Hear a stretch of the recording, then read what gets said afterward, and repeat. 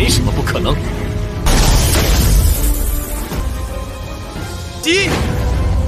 呵！刚才只是我的热身，接下来天风剑斩。怎么这里？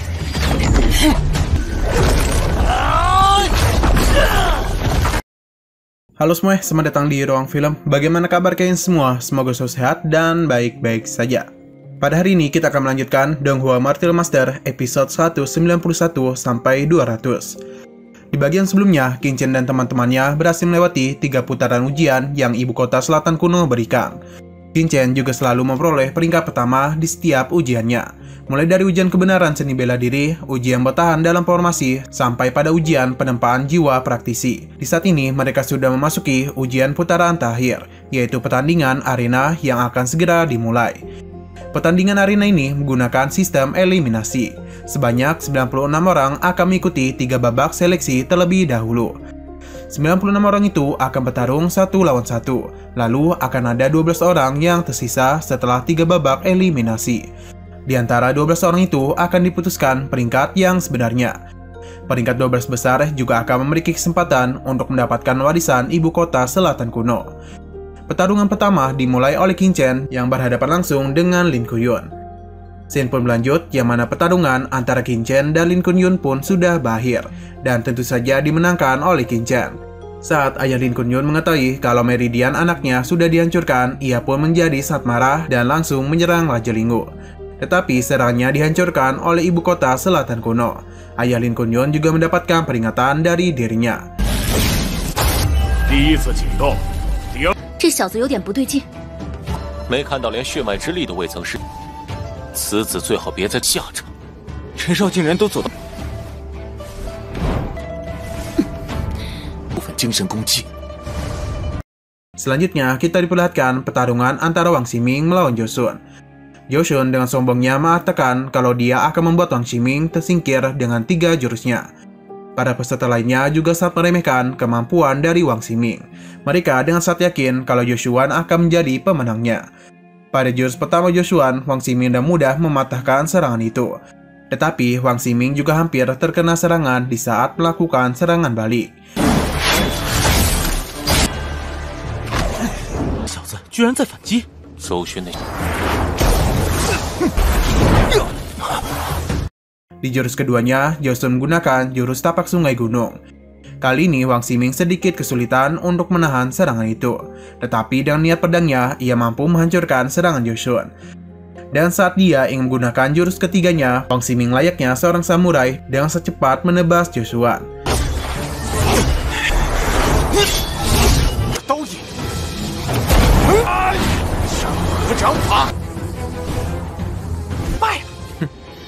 Wang Qiming，怎么可能？ Pertandingan itu dimenangkan oleh Wang Ximing. Pertarungan selanjutnya ada Joe melawan Hu Tiandu. Baru saja dimulai, Joe langsung menggunakan tombol surrendernya. Di saat yang bersamaan, Hu Tiandu tidak membiarkannya menyerah. Ia segera menyerangnya dan membuat Joe terpental. Hanya dalam 1 kali serangan saja, Joe pun terkapar. Raja Linggu kemudian memberikannya sebuah pil, namun pil itu malah dimuntahkan olehnya. Qin Chen menyuruh Raja Linggu untuk memberikan pilnya kepada Joe. Seketika saja, Joe pun mulai sadar. 大人，把之前的丹药给四王子。怎么样？我们是。 Kembali ke arena pertarungan, kali ini Xiaojing, anak dari Raja Linggu, bertemu dengan praktisi dari dinasti Wei. Ketika mereka berduel dengan serangan jarak jauh, Xiaojing terlihat masih bisa untuk mengimbanginya.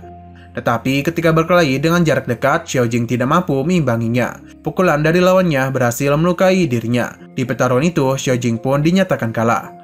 Lalu ada di Tianyi melawan seorang keroco dari Akademi Tianheng. Baru saja melihat di Tianyi menjadi lawannya, keroco ini pun segera mengaku mengalah. Di pertarungan lain, Lei Wuxiong berhasil memenangkan pertarungannya hanya dalam waktu seperkiraan detik. Selanjutnya adalah pertarungan Yo Xiansu melawan Zhao Feng.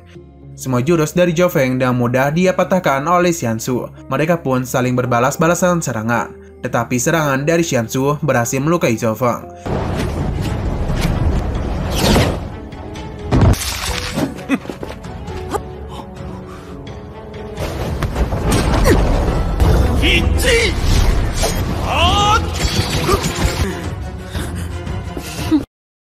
Pertarungan juga diakhiri dengan kemenangan untuk Xiansu. Setelah gilirannya adalah giliran Yuan Feng. Pertarungan Yuan Feng terjadi tidak seimbang karena dia itu lebih kuat daripada lawannya. Sehingga sudah dipastikan Yuan Feng lah yang akan menang.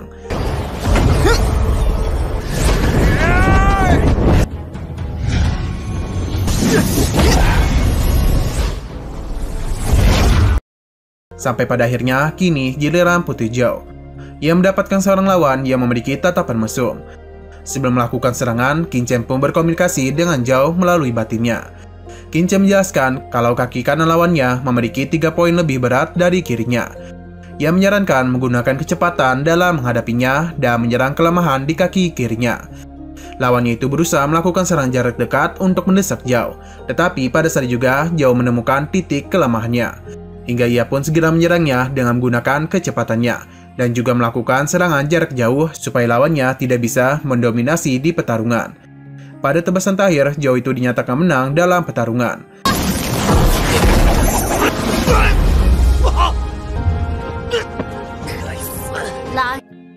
Di pertarungan terakhir, terlihat Jixun dikalahkan oleh lawannya dan gagal melaju ke babak selanjutnya. Saat babak selanjutnya dimulai, lagi-lagi Qin Chen menjadi orang pertama yang membuka pertarungan. Di pertarungan itu, ia menghadapi seorang pendekar pedang yang bernama Zhao Qing. Zhao Qing terkenal karena kecepatan pedangnya yang dapat menghabisi 5 bandit di tingkat mistik dengan 1 pedang di daratan Haifeng. Saat pertarungan dimulai, Zhao Qing ini mengatakan dirinya akan mengalahkan Qin Chen dengan hanya 1 gerakan. Ia pun dengan cepat langsung menyerang Qin Chen. Namun tanpa disadari, serangan itu tidak mengenai Qin Chen karena Qin Chen mampu menghindarinya. Di serangan selanjutnya, ia berhasil menahan serangan Zhao Qing dengan menggunakan pedang bekaratnya. Bahkan Zhao Qing sampai termundur.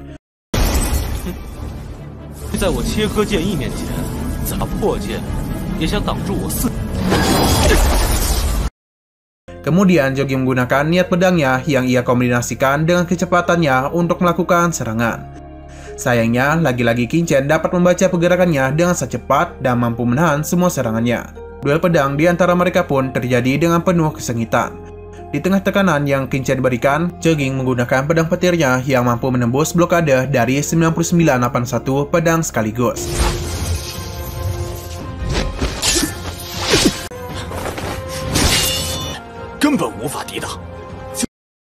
Tetapi jurus ilmu pedang cahayanya mampu ditahan dengan mudah oleh Qin Chen. Qin Chen mengatakan kalau serangan pedang cepat dari Zhao Qing sangatlah lemah. Ia kemudian berniat untuk menunjukkan apa itu pedang cepat yang sesungguhnya. Serangan Qin Chen tidak dapat dibaca oleh Zhao Qing, bahkan sampai membuat ia tertekan.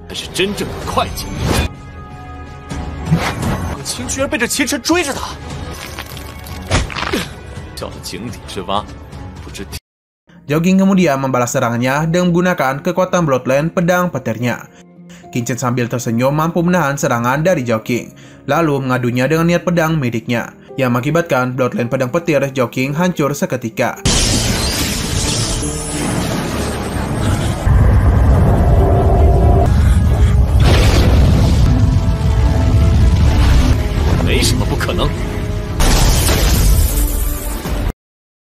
Qin Chen pun menjadi pemenang di pertarungan tersebut. Di pertarungan selanjutnya, Xiansu bertemu dan Hua Feiyu dari sekte Liu Xia. Hua Feiyu ini juga adalah salah satu jenis terkuat di sektenya selain Hua Tiandu. Sebelum pertarungan dimulai, Hua Feiyu sempat-sempatnya meremehkan Xiansu terlebih dahulu, bahkan memanggilnya dengan sebutan jalang. Pertarungan mereka terjadi dengan tempo yang sangat cepat. Semua serangan dari Hua Feiyu dengan sangat cepat dihancurkan oleh Xiansu.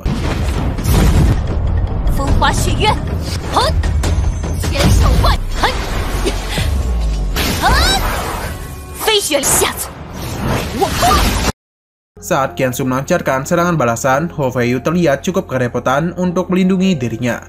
Di waktu yang bersamaan, Xiansu mengambil kesempatan ini untuk menebas Hua Feiyu dan membuat pertarungan di antara mereka pun berakhir. Berikutnya adalah giliran Leng Hushuang melawan praktisi dari Guxian. Lawannya itu cukup membuat Leng Hushuang terpukau karena dapat menghancurkan jurus kipas alam semestanya. Bukan itu saja, ia juga mampu menghancurkan hampir semua serangan dari Leng Hushuang.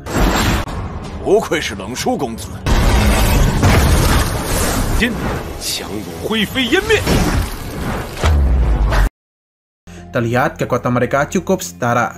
Karena pertandingan yang seimbang, di saat Qin Chen mengamati praktisi dari faksi Guxian, ia pun menyadari kalau kultivasi pembakaran darah yang dia lakukannya terlihat seperti milik Nian Wuji. Tak kala praktisi faksi Guxian itu melakukan sebuah serangan kepada Leng Wushuang, Leng Wushuang segera mengkonternya dengan jurus 7 titik bintang besar kematian. Pada detik itu juga, praktisi dari faksi Guxian berhasil ditumbangkan oleh Leng Wushuang. Sesudah itu, ada duel antara Wang Ximing melawan praktisi yang mengandalkan kakinya untuk menyerang lawan. Pada awalnya, semua serangan Wang Ximing dapat dipatahkan olehnya. Tapi pada saat dia menggunakan niat pedang, lawannya sama sekali menjadi tidak berdaya dibuatnya.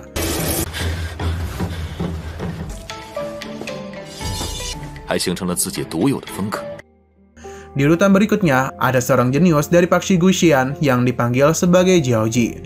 Menurut para tetua dari faksi Guxian, Jiaoji terlihat menjadi sangat impulsif setelah melihat Leng Wushuang yang melukainya dan mengalahkan temannya yang bernama Lou pada pertarungan sebelumnya. Saat bertarung, lawannya berusaha dengan keras untuk melukai Jiaoji, tetapi segala serangan yang diberikan dengan santai Jiaoji hancurkan. Bahkan Jiaoji hanya terdiam saja ketika lawannya menggunakan jurus serangan naga terbang. Ketika dia ingin membalasnya dengan sebuah serangan, lawannya yang ketakutan menekan tombol surrender terlebih dahulu. Tapi tanpa belas kasihan, Jiaoji tetap saja menyerangnya dan membuatnya terluka.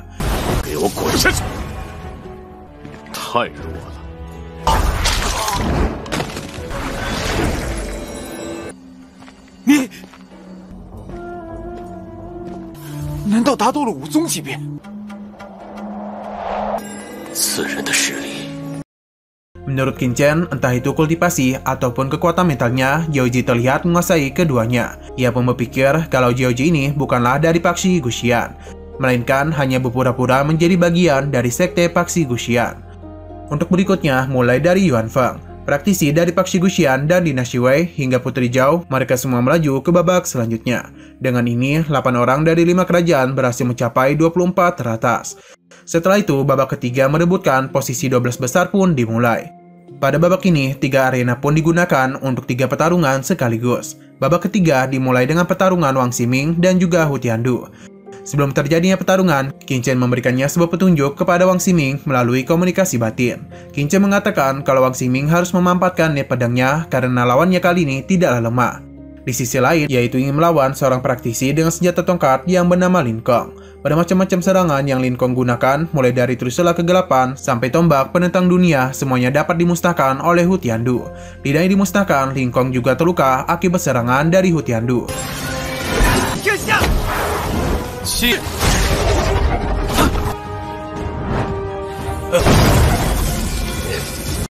Serangan terakhir yang Lin Kong gunakan adalah jurus sapuan 8 arah.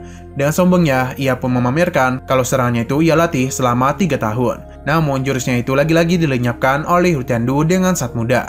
Kemudian, ia pun melakukan sebuah serangan yang membuat tongkat Lin Kong patah dan Hu Tiandu menjadi pemenangnya.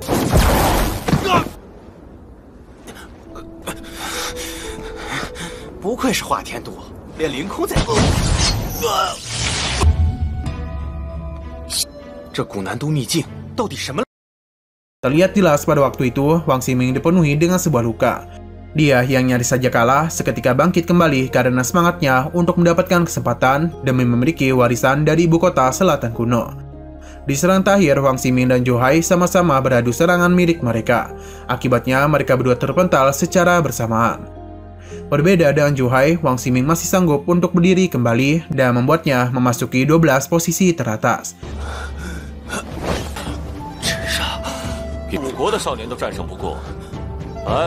Pada waktu yang bersamaan, Jiaoji, Yuan Feng, dan Putri Zhao terlihat memasuki arena.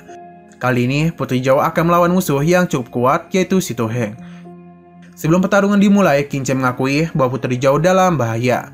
Ia pun memprediksi Jiaoji, Yuan Feng, dan Si To Heng lah yang akan meraih posisi 12 besar. Di sisi sebelah, Jiaoji dan Yuan Feng telah memenangkan duelnya, sedangkan Putri Zhao malah dikalahkan dengan mudah oleh Si To Heng.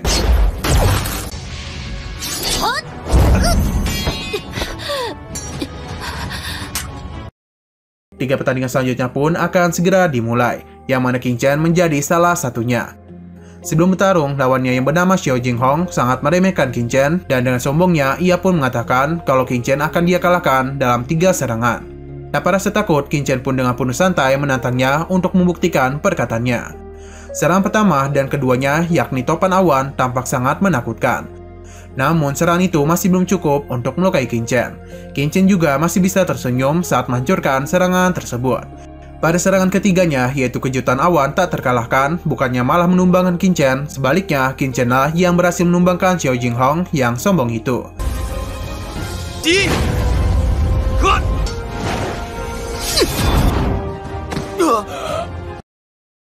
Sesudah melihat kemampuan Qin Chen, orang-orang yang menontonnya mulai terpukau melihat kekuatannya. Hua Tiandu sampai berharap kalau ia akan melawan Qin Chen di babak selanjutnya. Di sisi lain, Yao Xianzu melawan seseorang yang juga merupakan ahli pedang. Duel pedang mereka tampak didominasi oleh Xianzu, dan untuk pemenangnya sudah dapat dipastikan yakni adalah Qianzu. Pada waktu yang bersamaan, kita juga bisa melihat seorang praktisi yang berpenampilan seperti Raiden di Mortal Kombat melawan praktisi ahli tombak. Pertarungan di antara mereka berlangsung sangat sengit. Mereka bahkan dapat saling mematahkan serangan satu sama lain. Kemudian, praktisi ahli tombak itu menggunakan jurus teknik raja tombak semesta, yang mana rumornya serangan itu dapat menembus gunung. Sambil tertawa, lawannya itu mampu menahannya dengan pertahanan yang terlihat seperti sebuah bel besar. Ketika pria bertopi camping yang bernama Wei Xingming melakukan serang balik, si ahli tombak itu tampak sangat kewalahan untuk menahannya. Bahkan sampai membuat tombak miliknya retak.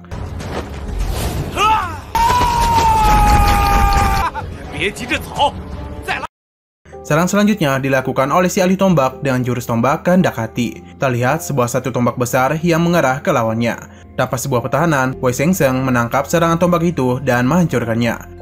Kemudian si ahli tombak menggunakan teknik tombak ilahi awan dan api. Sebuah burung ponik besar pun muncul dan terbang ke arah lawannya. Dan diikuti juga dengan 3 buah tombak yang sangat besar mengarah ke Wei Shengsheng.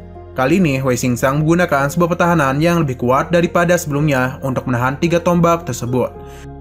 Di detik itu juga, Wei Shengsheng membalasnya dengan sebuah serangan yang membuat lawannya terpental dan juga terluka. Di saat terpental, ia sempat melemparkan tombaknya ke arah Wei Shengsheng, yang mana hal itu pun menembus pundaknya. Pertandingan berakhir dengan sebuah kemenangan untuk Wei Shengsheng. Sesudah itu, tersisa pertandingan terakhir. Li Tianyi dan Liu Shuang masih belum mendapatkan giliran. Di pertarungan pertama, seorang praktisi dari faksi Guxian yang bernama Gu Ying memulai serangannya dengan menghilang dan tiba-tiba dengan cepat menumbangkan lawannya. Gu Ying mengakhiri pertarungan hanya dalam hitungan detik. Tak berbeda dengan Gu Ying, Li Tianyi dan Liu Shuang juga mengakhirinya dengan cepat dan hanya dalam 1 kali serangan saja. Setelah selesai, ibu kota selatan kuno memberikan ucapan selamat kepada mereka yang mendapatkan warisan. Selanjutnya, 12 dari peserta akan bertanding sampai tersisa 6 orang. Dari 6 orang itu akan menjadi 3 orang, dan 3 orang terakhirlah yang akan menentukan siapa yang kuat. Ibu kota selatan kuno kemudian memberikan mereka waktu sebanyak setengah dupa untuk beristirahat. Pada saat yang bersamaan, seketika ibu kota selatan kuno menyembuhkan luka mereka secara total. Singkat waktu, 3 pertandingan selanjutnya pun dimulai, yang mana Hu Tiandu dipertemukan dengan Yuan Feng. Meng Jingku bertemu dengan Qin Chen, dan Li Tianyi bertemu dengan Wei Shengsheng.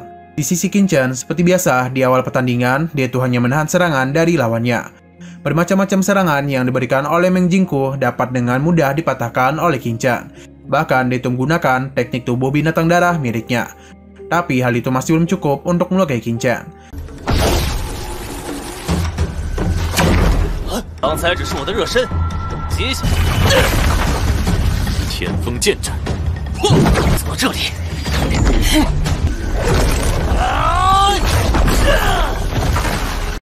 Melihat teknik itu, Qin Chen menyadari kalau Meng Jingkong memiliki bloodline binatang darah. Dan juga sifat binatang darah bergabung ke dalam tubuh asli Meng Jingkong yang membentuk pertahanan bloodline. Lalu Meng Jingkong menggunakan sebuah jurus yang tidak terlihat untuk menyerang. Tetapi hal itu bukanlah menjadi masalah untuk Qin Chen. Dan secepat dan di saat yang tepat, Qin Chen menghindari serangan tersebut. Kemudian Meng Jingkong memberikan serangan yang lebih banyak 2 kali lipat daripada sebelumnya. Kali ini Qin Chen tidak dapat menghindarinya. Ia pun menggunakan kekuatan bloodline guntutnya untuk memusnahkan semua serangan itu. Bahkan membuat pertahanan Meng Jingkong sedikit retak. Meng Jingko tanpa patah semangat terbang ke arah langit dan turun kembali dengan sebuah serangan mengarah kepada Qin Chen. Melihat hal itu, Qin Chen juga membalasnya dengan sebuah serangan dari teknik pedangnya, dan pertarungan pun dimenangkan oleh Qin Chen. 败了，专击后期巅峰的梦星诀，此次古难度大比结束。Di arena sebelah, Yuan Feng memulainya dengan sebuah serangan. Namun serangan itu malah membalik dan mengenai dirinya sendiri. Serangan selanjutnya juga dapat dipatahkan oleh Hu Tiandu. Saat Hu Tiandu melakukan sebuah serangan balasan, serangan itu tepat mengenai di kaki Yuan Feng dan membuat Yuan Feng menjerit kesakitan. Hu Tiandu pun dinyatakan menang pada pertandingan itu.